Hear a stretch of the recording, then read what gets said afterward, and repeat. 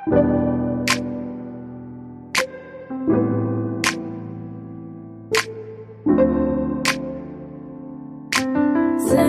me your location, let's focus on communicating, cause I just need the time and place to come through. Hello there beautiful souls, and welcome back to my channel. In today's video we're gonna carry on talking about the way to self-love, and I'm gonna go a bit more in depth, giving you more practical things that you can do to love yourself. Now, the most important thing when coming to loving yourself is to hold how you feel about a situation above everything else. So that is the major key. I know some people don't really know themselves, and that is why it's important for you to actually really know yourself, so you can set those boundaries and know exactly what you want, because the main objective when it comes to self-love is that you hold how you feel above anyone and everything else. So I'm gonna give you some examples and some tools that you can use to cultivate that self-love within you. So, number one, if you're in a difficult situation and you do not know what to do, you do not know which way to move forward, ask yourself the simple question of, what would a person who loves themselves do? You can ask yourself that question. If you struggle to answer that question, you can also think of someone that you know love themselves and think of what they would do. This really gets you in the flow of really thinking about your situation from a different dynamic. Now, you can use this question in anything. For example, let's say your mom asks you to clean the house and you are having some dissonance in regards to that. You don't really want to clean the house. You possibly want to bring in someone to clean the house for you because maybe you have a really big job that you need to do. So what you do is ask yourself, what would a person who loves themselves do? You find the answer. Okay, so now I found the answer. That is, I really want to get the cleaner. You get the cleaner in, you let the cleaner clean, and you pay her, and you'll find out that you are happy because you honored how you felt above everything and everyone else. So it's important you ask the question, what would someone love themselves do? Then you have the answer, you get the answer, you follow through with the answer so that it comes full circle. So that is one thing to do just to get you into the mode of loving yourself. The second thing is shadow work. Now, what is shadow work? Shadow work is becoming aware of things that you have disowned within yourself.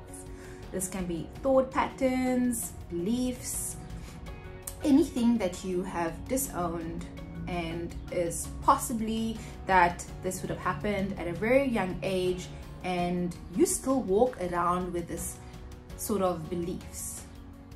So how do you know where to start with shadow work? Well, you will know when you get triggered. So say for instance, I'll give an example.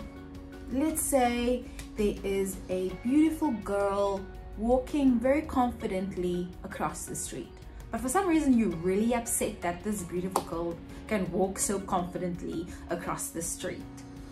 So you're not triggered and you just want to be curious on why you are feeling this sort of feelings. This person didn't do anything to you, they didn't say anything to you, but you're getting triggered.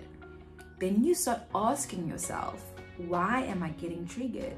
What is my belief system about this woman walking confidently? across the road? Is there a pattern where I can see that I'm unable to walk confidently across the road? Where did it come from?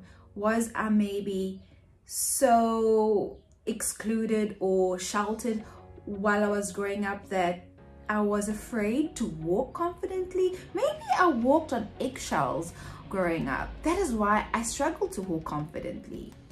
You start probing yourself and just getting curious about why you feel the way you do. So, very important. It's great for self-awareness, and it's just a great tool to know yourself more and to love yourself more. All right, the third thing which I do just to get that feeling of loving myself, because I love that feeling. It's like the best. I can't describe it to you. Every day I tap into the feeling of self-love, and I use different methods.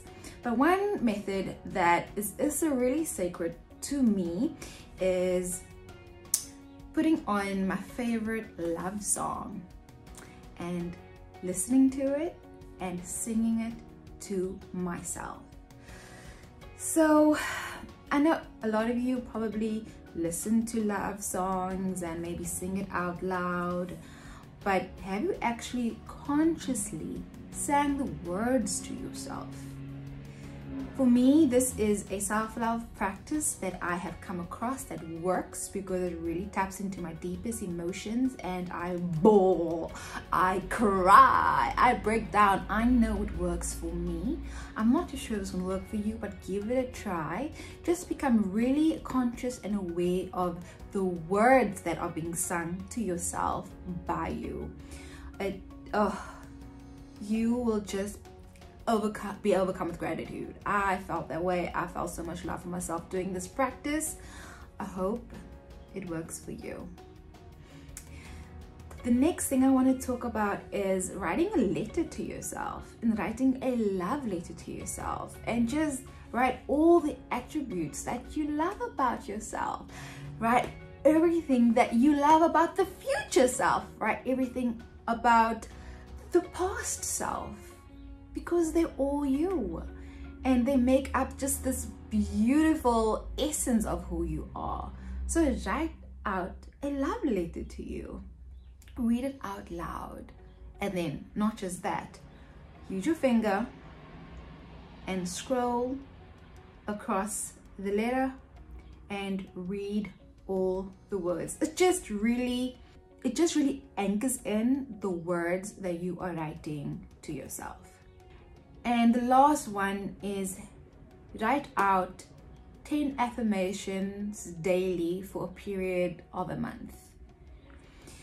Now, the thing is about affirmations, and what people don't tend to realize, is that affirmations needs to be felt.